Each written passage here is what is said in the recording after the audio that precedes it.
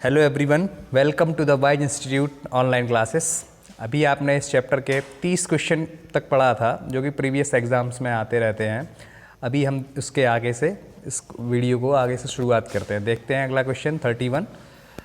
Question है, वह gas जो रक्त में कार्बोक्सी हीमोग्लोबिन बनाती है जिससे दम घुटता है। मतलब हीमोग्लोबिन के साथ मिलकर कार्बोक्सी हीमोग्लोबिन बनाती है जिससे दम घुट जाता है। वह गैस कौन सी है? पहला ऑप्शन है carbon monoxide, B option nitrogen, C option carbon dioxide और डी ऑप्शन है क्लोरोफ्लोरोकार्बन। तो इसका आंसर मैंने आपको समझाया था पढ़ाते समय कि वैसे तो हीमोग्लोबिन हमारे शरीर में ऑक्सीजन का वाहक होता है, लेकिन ऑक्सीजन से भी इसकी ज़्यादा जो लगाव है वो कार्बन मोनोऑक्साइड के साथ होता है, जो उसमें मिल जाता है कार्बोक्सी हीमोग्लोबिन बनती है जिससे कि दम घुट जाए। तो इसका सही ऑप्शन होना चाहिए ऑप्शन नंबर ए। पढ़ते हैं क्वेश्चन नंबर 32 की तरफ। घाव पर फिटकरी लगाने से रक्तस्राव रुक जाता है क्योंकि, मतलब घाव पर अगर हम फिटकरी लगा देते हैं तो खून बहना बंद हो जाता है। ऐसा क्यों होता है? पहला ऑप्शन है फिटकरी का टुकड़ा घाव को ढक देता है, बी ऑप्शन है फिटकरी रक्त को स्कंदित करके थक्का बना देती है, सी ऑप्शन है फिटकरी घाव के आसपास तापमान को कम कर देती है और डी ऑप्शन है फिटकरी एक प्रतिरोधी है। तो इसका सही ऑप्शन होना चाहिए ऑप्शन नंबर बी, फिटकरी रक्त को स्कंदित कर देती है और रक्त का थक्का बन जाता है। पढ़ते हैं अगले क्वेश्चन की तरफ। हार्मोन एड्रीनलिन के बारे में कौन सा कथन सही है? पहला है रक्त शर्करा के स्तर के नियंत्रण में सहायक होता है। ये तो बिल्कुल गलत है, उसके लिए तो इंसुलिन होता है। फिर है जब कोई बहुत गुस्से में होता है या चिंतित होता है तो यह तनाव के स्तर के समंजन में शरीर की सहायता करता है। सी ऑप्शन है लंबाई नियंत्रण में सहायता करता है और डी ऑप्शन है शरीर के विद्युत अपघट्यों के संतुलन पर नियंत्रण रखने में सहायता करता है। तो इसका सही आंसर जो होना चाहिए वो है ऑप्शन नंबर बी। जब कोई बहुत गुस्से में होता है या चिंतित होता है, इसको हम इमरजेंसी हार्मोन भी कहते हैं, तो यह तनाव के स्तर के समंजन में शरीर की सहायता करता है। बढ़ते हैं नेक्स्ट क्वेश्चन की तरफ। Question number 34। मनुष्य का अंगूठा बाकी उंगलियों की अपेक्षा अधिक स्वतंत्रता से गति करता है क्योंकि इसमें उपस्थित होती है। आपको ये बताना है इसमें कौन सी संधि उपस्थित होती है, इसकी वजह से अंगूठा जो होता है उंगलियों की अपेक्षा ज़्यादा स्वतंत्र होता है। तो ऑप्शन ए कह रहा है धुराग्र संधि, ऑप्शन बी कह रहा है ग्लाइडिंग संधि, ऑप्शन सी कह रहा है हिंज संधि और डी कह रहा है सैडल संधि। तो आपका इसका आंसर होना चाहिए ग्लाइडिंग संधि, ऑप्शन नंबर बी। बढ़ते हैं अगले प्रश्नों की तरफ जो कि टेट के एग्जाम में पूछे गए हैं, यूपी टेट के एग्जाम में पूछे जाते हैं। सबसे पहला क्वेश्चन है, रक्त का वह घटक जो संपूर्ण रक्त वाहिनियों में इससे थक्का बनने को रोकता है। कहने का मतलब रक्त में वैसी कौन सी चीज़ पाई जाती है जिससे कि रक्त वाहिनियों के अंदर उसमें थक्का नहीं बनता है। तो ऑप्शन ए कह रहा है एंटीबॉडी, ऑप्शन बी कह रहा है heparin, option C thrombin, option D haemoglobin. तो इसका जो सही आंसर होना चाहिए वो है हेपेरिन, ऑप्शन बी बिल्कुल ठीक है। बढ़ते हैं नेक्स्ट क्वेश्चन की तरफ। क्वेश्चन नंबर 2 कह रहा है हमारा क्वेश्चन नंबर 2 कह रहा है लैंगर-हैंस की दीपिकाएं किसमें पाई जाती हैं? क्वेश्चन नंबर 2 में है लैंगर-हैंस की दीपिकाएं किसमें पाई जाती हैं? तो ऑप्शन ए है आमाशय, बी यकृत, सी अग्न्याशय और डी हृदय। तो इसका सही आंसर होना चाहिए ऑप्शन नंबर सी अग्न्याशय। बढ़ते हैं नेक्स्ट क्वेश्चन की तरफ।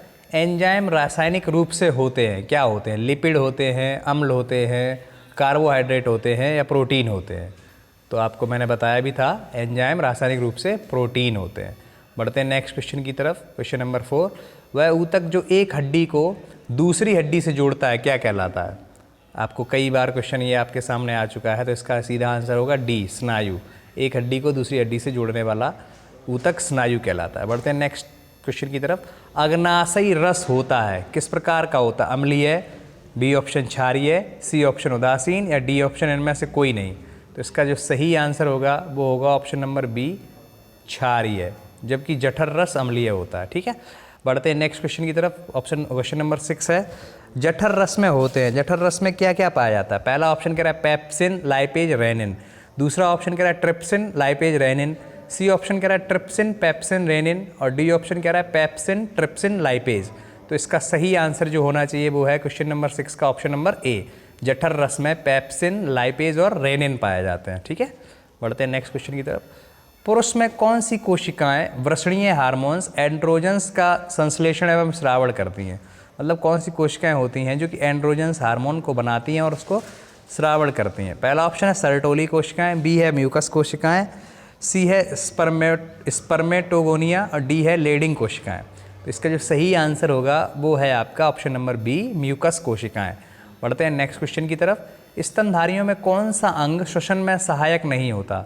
स्तनधारियों का कौन सा अंग ऐसा है जो श्वसन में सहायक नहीं होता है? ऑप्शन ए पसलियाँ, ये तो सहायक होती हैं। उदर पेशियाँ, ये भी सहायक होती हैं। ऑप्शन नंबर सी डायफ्राम, ये भी सहायक होता है। आपको बताया मैंने, सांस लेते समय डायफ्राम नीचे जाता है और छोड़ते समय ऊपर।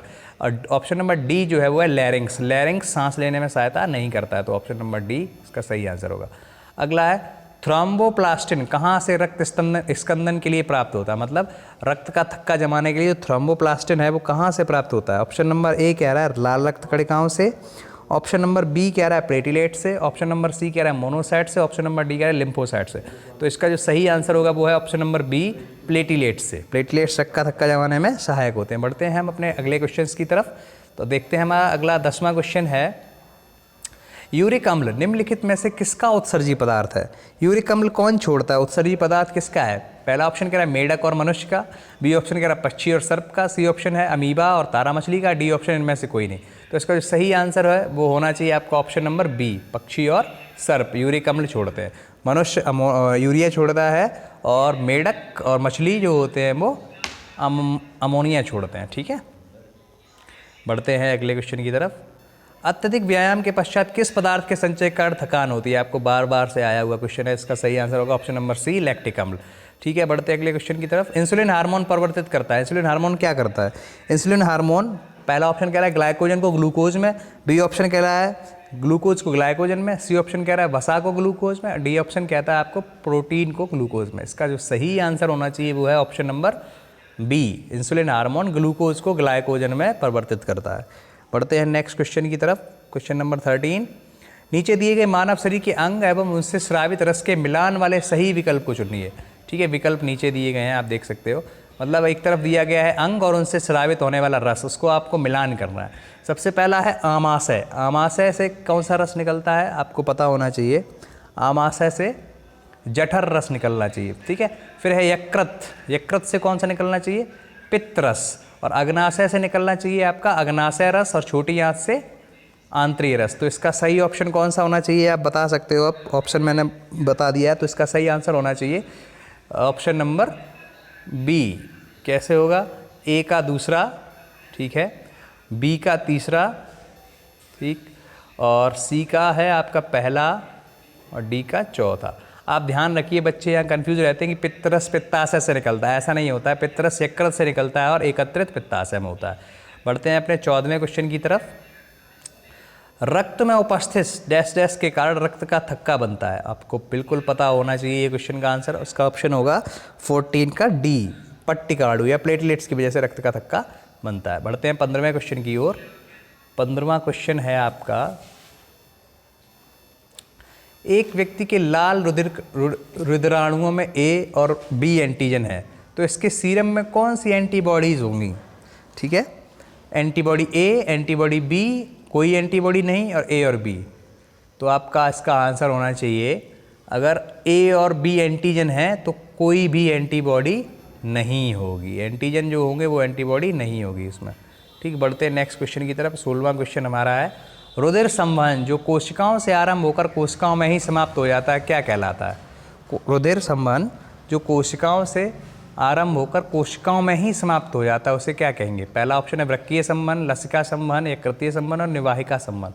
तो इसका आंसर होना चाहिए आपका ऑप्शन नंबर बी, लसिका संवहन, लिम्फेटिक या लिम्फोसाइट्स कह सकते हैं उसको। ठीक है, अगला है हीमोग्लोबिन की संगठक धातु कौन सी है? आपको पता होगा, हीमोग्लोबिन नाम से ही पता चल रहा है। हीमो मतलब हेमेटाइट, आयरन का अयस्क है, तो इसमें क्या होना चाहिए? Iron, Fe। ठीक है, Fe की संगठक धातु। अगला है, मानव शरीर में परासरण नियंत्रण करने वाला अंग है। परासरण नियंत्रण करने वाला अंग है। ठीक है, परासरण मतलब कह सकते हैं साफ सफाई करने वाला, हम कह सकते हैं। तो इसमें इसका जो सही आंसर होगा वो 18वें का होगा ऑप्शन नंबर सी, परासरण नियंत्रण करने वाला अंग है वृक्क। ठीक है, अगला क्वेश्चन, वह स्थान जहाँ छोटे जंतु जैसे दीमक, मक्खी, केंचुए आदि उनके स्वभाव के अनुसार पाले जाते हैं उसे क्या कहते हैं? ठीक है, क्वेश्चन दोबारा से देख सकते हो आप कि वह स्थान जहाँ छोटे जंतु जैसे दीमक, मक्खी, केंचुए आदि उनके स्वभाव के अनुसार पाले जाते हैं उसे क्या कहते हैं? ऑप्शन ए है जल जीवशाला, बी है संग्रहालय, सी है रेरेरियम और डी है टेरेरियम। तो इसका जो सही आंसर होगा उसे कहेंगे उस ऑप्शन नंबर डी, टेरेरियम कहा जाता है। ठीक, नेक्स्ट क्वेश्चन और लास्ट क्वेश्चन है हमारे वीडियो का। शरीर के किस अंग में विटामिन ए की अधिकता एकत्रित होती है? विटामिन ए को स्टोर करने वाला अंग कौन सा है? आप ध्यान रखेंगे, ये बहुत इंपॉर्टेंट क्वेश्चन है। अगर आपकी बॉडी में विटामिन ए जो स्टोरेज होता है वो कहाँ होता है? ऑप्शन नंबर ए कह रहा है वृक्क, बी कह रहा है अग्नाशय, सी कह रहा है यकृत, डी कह रहा है तिल्ली। तो इसका जो सही आंसर होगा वो होगा यकृत, लीवर। लीवर में विटामिन ए की अधिकता एकत्रित हो जाती है, ज़रूरत पड़ने फिर यहीं से रिलीज़ होता है। ठीक, आज के वीडियो में बस इतना ही। देखते रहिए, पढ़ते रहिए। Thank you.